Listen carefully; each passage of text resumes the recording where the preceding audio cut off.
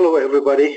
Today I am here to show you Satmetrix NPX, the platform that supports NPS methodology, NPS program for your customer experience platform.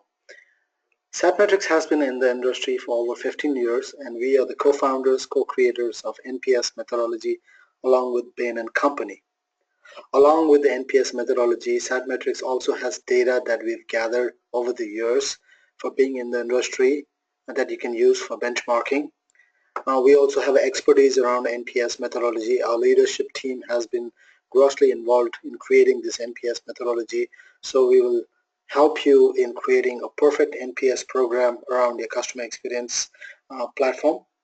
And lastly, we also have a very strong platform called Satmetrix NPX that revolves around NPS program. Now, Satmetrix is unlike most CEM software in the way it's centered on the end-to-end customer journey, customer experience. We believe customer journey sits at the core of the program. Rather than a disconnected set of surveys and scores and that we see in our competitors, NPX uses the idea of complete program that examines the entire customer journey from an end-to-end. NPX also helps you to position your listening posts across the journey from a variety of data channels. So not only we allow you to collect feedback through surveys, we also allow you to collect feedback through SMS, through text, through IVRs, paper, and all that information can be brought into this platform and you can report on and create analysis, create actionable insights, close the loop with your detractors. All can be done within one single platform. NPS, as you see, if you compare to a CRM tool, so if CRM is a software that holds your customer information, the records of the interaction, then NPX is a platform that holds the records of the customer experience, which then helps you to run an effective NPS program. The best thing that I'd like to show you here on the screen is the reporting and dashboard that's available within NPX. Now let's imagine that you run a couple of relationship surveys and touchpoint surveys, and now you'd like to report on those data, on those feedback that you've collected from your end customers. So on this dashboard that I'm showing you, which is an executive dashboard, this has been designed keeping a top-level executive in mind, maybe a CEO of the company, and I just want to show you what it might look like, what kind of insights or data he or she might want to look from a very high-level executive dashboard.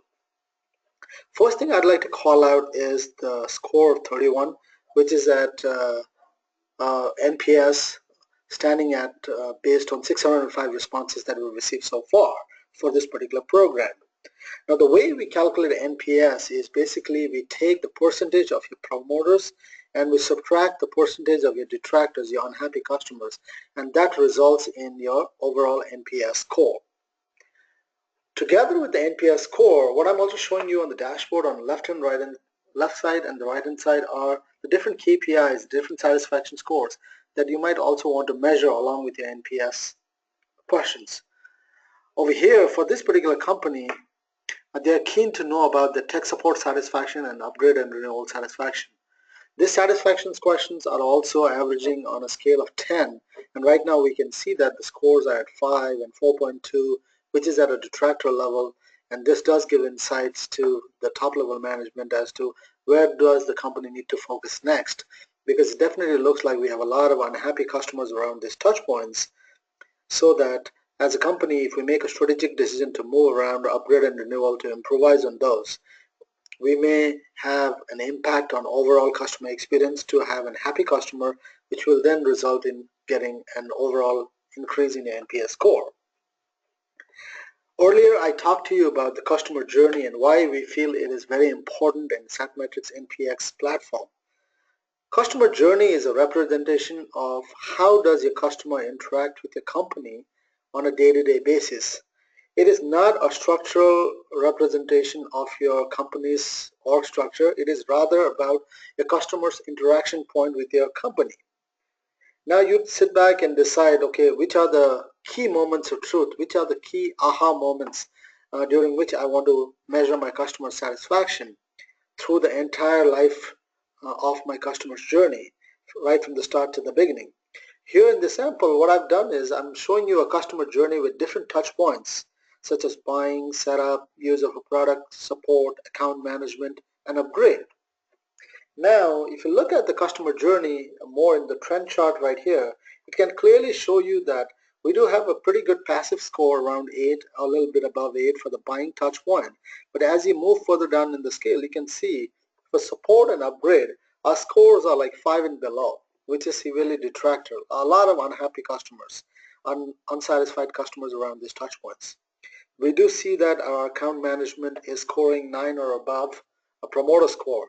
Now, as a company, when a CEO or a top-level executive is looking at this chart, they can now make a strategic decision as to whether we're going to leverage on the fact that we have a promoter score on account management and we're going to talk about that with our customers, or are we going to be focusing on support and upgrade where we have a lot of unsatisfied customers, a lot of detractors, so that we can close the gap with these detractors and actually improvise an overall experience for them, which will then result in a happy customer base, which then will have a positive impact on your overall NPS score. On the left hand side, I'll also like to call out on the NPS chart, the Net Promoter chart. Earlier I talked about the Net Promoter score as 31 for the overall company, but together with that we can also slice and dice data further. We can show you a Net Promoter score by different segments that might pertain to your industry or to your vertical.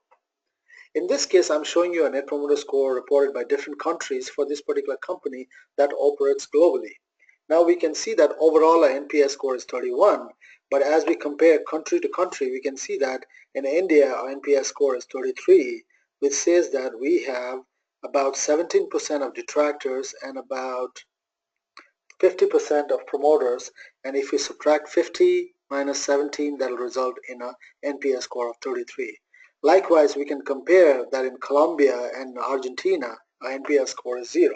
So globally, as we see our NPS score further segmented by country or region or even department, you can see that how we can pinpoint as to what areas or what sectors that the company might need to focus further to have a better customer experience for your customers, which will then help you increase your overall NPS score. The next thing that I'd like to call out on this dashboard is our driving loyalty chart, the action driver chart. The interesting thing about this particular chart is it talks about the correlation to your ultimate question, the likelihood to recommend, to your satisfaction score. Now I know this chart is a small view in this dashboard, but anytime if you'd like to get a larger view of the chart, you can click on the top right hand corner of the chart and you can navigate to the full view of the chart where you can actually interact with the chart itself. When I do that, what it is going to do is it's going to pull the report from which the dashboard was actually originally created. Let me now further scroll down to the action driver chart and show you a big picture of the chart. This action driver chart is a 4-quadrant chart which has been divided into an improve quadrant, a maintain quadrant, a leverage quadrant, and a prioritize quadrant. Now, the beauty about this chart is it talks about likelihood to recommend to your satisfaction scores. If you notice, we have a touch point of upgrade and renewal on first quadrant where our satisfaction score is 4.2. Pretty low, very detractor score, a lot of unhappy customers. But the correlation also is pretty low, 0.58. Now the chart actually tells us that even though we spend a time, energy, and money in this particular touch point, the likelihood of those detractors, those unhappy customers, to becoming a promoter or to be able to recommend friends or colleagues to your company to other friends and colleagues are very low. Now let's compare that with one of the touch point here in the prioritized quadrant, which is tech support satisfaction. We see that our score is still 5.04. It's detractor, severely low score, but the correlation here is pretty high, 0.85. Now what the chart is telling us is it's better that we spend our time and energy in this particular touch point, the tech support satisfaction, which will then result in a happier customer, because customers seems to care more about tech support satisfaction as compared to upgrade and renewal. So if we do improvise on tech support satisfaction, the likelihood of your detractors to becoming promoters are very high, 0.85. So that is the kind of insights that can be provided from this kind of action driver chart. Now that we've looked at our tech support satisfaction score, which is pretty low, and we want to further drill down and see why is our tech support satisfaction so low? What is causing this? Let me show you just that by pulling another report where I'll be able to report on one single score of tech support satisfaction, which is now grouped by call centers. Now for this particular company, for this VP of service, there are 3 call centers that roll up to him. And now we noticed earlier that our tech support satisfaction scores are pretty low. As we've grouped by call centers, we can see that Omaha over here, as compared to Dublin and Bangalore, is scoring pretty low, 6.1. Now we do allow you to do drill downs and further analysis on the charts itself. You can click on Omaha and see further down. Now if I show the tech support satisfaction by agent level, I can see these are the different agents that is working as a frontline staff in Omaha, closing the gap with our customers. And we can notice that Stephanie Holden has been scoring low as compared to the other agents. The score is at 5.2. Let's take one more level deeper and see what happens when you look at the score from the support type. For the gold type customers, our average score is coming at about 6.5. For the platinum, 4.8, and for the silver, it's 4.6. Obviously, at platinum and silver, we're scoring low. I want to take it one more level deeper from the support type to the product level. Now, at the product level, if you see, we do have a pretty good score coming around printers, which is about 8. But now, if you see at laptops, smartphones, tablets, the scores are consistently low, 4.2, 4.5, 5.3. Now, this tells me that this is definitely a problem with the lack of product knowledge for the frontline staff. So it's necessarily not a frontline staff problem itself. It's the lack of knowledge on the product. So as a VP of service or as a manager of frontline staff, we can then organize this training for the frontline staff so that they have a better understanding of our products and they can answer those tech support questions with much customer satisfactions when they're on those tech support calls. And in turn, when you survey your customers, you then start getting a positive feedback and a better score, which will then result in a happier customer base. Now let's go back to the dashboard again.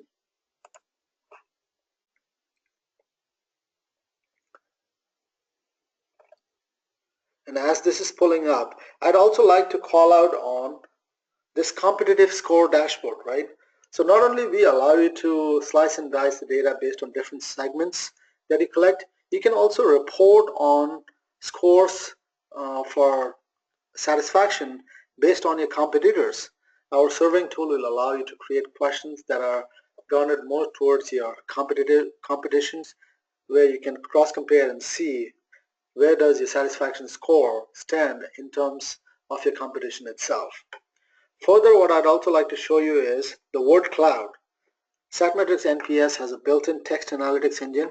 In it, we use natural language processing to analyze your open-ended verbatim, the open-ended text coming through your customer feedbacks and comments on your service. As those feedbacks and comments comes, the text analytics engine will analyze those comments and then will categorize into different buckets.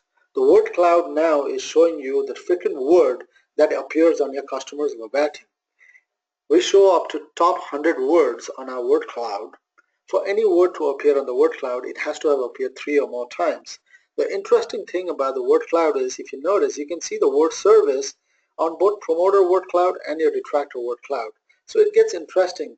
There are a lot of people, about 40 people, talking about service in a positive sentiment. And then there are about 9 customers who are talking about the word service in a negative sentiment.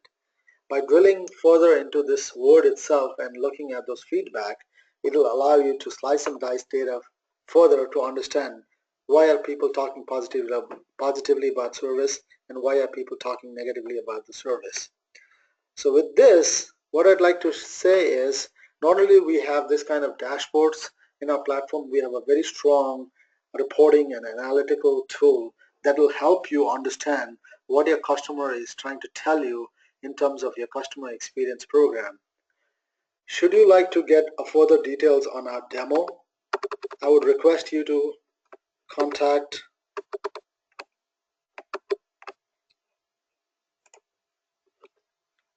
Mr. Shane Oren. He is our Senior Sales Director here at US Enterprises. His email is shane.oren@satmetrix.com, and you can reach him on his cell phone at 408-390-3249. I look forward to hearing from you soon. Thank you, and hope you had a good overview about Satmetrix NPX.